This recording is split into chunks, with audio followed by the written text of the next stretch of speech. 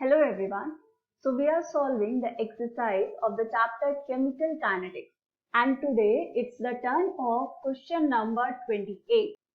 And the question says the decomposition of A into product has a value of K. K is the rate constant as 4.5 into 10 to the power 3 second inverse at 10 degrees Celsius, and energy of activation is 60 kilojoule per mole. At what temperature? You have to calculate the temperature at which K would be 1.5 into 10 to the power 4 second inverse. क्या क्या given है आपको? Decomposition हो रहा है reactant A का products में, उसके लिए एक टेम्परेचर पर आपको गिवन है के की value, right? Activation energy given है, पूछ रहा है वो वाला टेम्परेचर बताइए जिस पर रेट कांस्टेंट की वैल्यू कुछ और होगी, राइट? तो यहाँ पर क्वेश्चन पढ़ के हमें समझ आया कि हमें यूज करनी है आरएनएस इक्वेशन। आरएनएस इक्वेशन में हमने जब लॉग लिया तो हमने पढ़ा ये log K2 by K1 equals to EA divided by 2.303 into R 1 by T1 minus 1 by T2, right? अब यहाँ पर देखिए आपको क्या क्या दिया हुआ है।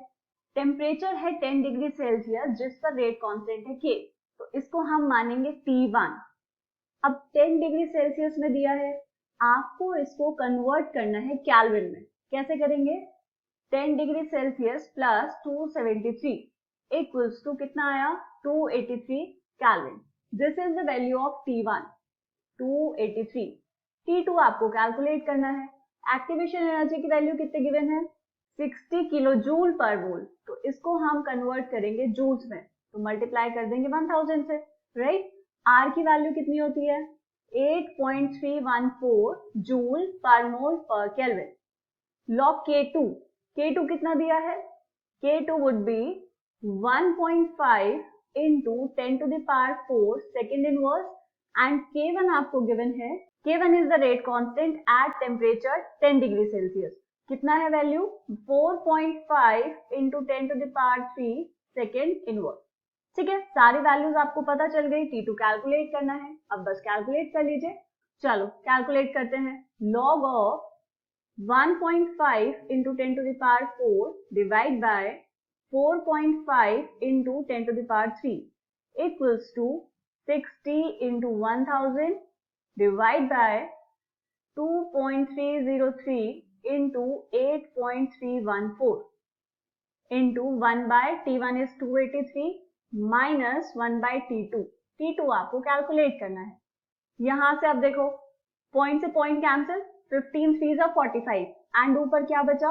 ऊपर है 10 to the power 4, नीचे है 10 to the power 3, तो ऊपर बचा 10 की पावर 1, तो ये हो जाएगा log of 10 divide by 3 equals to, ये वाली कैलकुलेशन जब आप करेंगे तो ये इक्वल आएगा 3133.63। यहाँ पर लीजिए LCM, 283 into T2 gives you T2 minus 283, ठीक है? log 10 by 3 कितना हो जाएगा? log of 3.33 equals to 3133.63। इसको अभी ऐसे ही रहने देंगे क्योंकि इसको हम लास्ट में सॉल्व करेंगे, क्योंकि इसके अंदर छुपी है T2 की वैल्यू, ठीक है? log 3.33 log टेबल से हम देख लेंगे, हम देखना सीख चुके हैं। कितना आया? 0.5228। 3133 वाली टर्म को ले जाओ डिवाइड में, divide by 3133.63 equals to T2 minus 283 divide by 283 into T2। ठीक है बेटा, अब इसको डिवाइड कर लो। डिवाइड करके ये आएगा 0.000167 equals to T2 minus 283 divide by 283 into T2। Calculation सारी खुद से करनी है, ठीक है? कैलकुलेशन कॉपी नहीं करेंगे बेटा। जितना आप कैलकुलेशन से बचेंगे उतनी मुश्किल होगी क्वेश्चन सॉल्व करने में, ठीक है? अब इसको 283 into T2 से कर दो मल्टीप्लाई, तो ये आ जाएगा 0.0472 T2 equals to T2 minus 283। ये है 1 T2 और ये है 0.0472 T2, तो बड़ा कौन है? 1, तो हम इसको लिखेंगे T2 minus 0.0472 T2 equals to 283।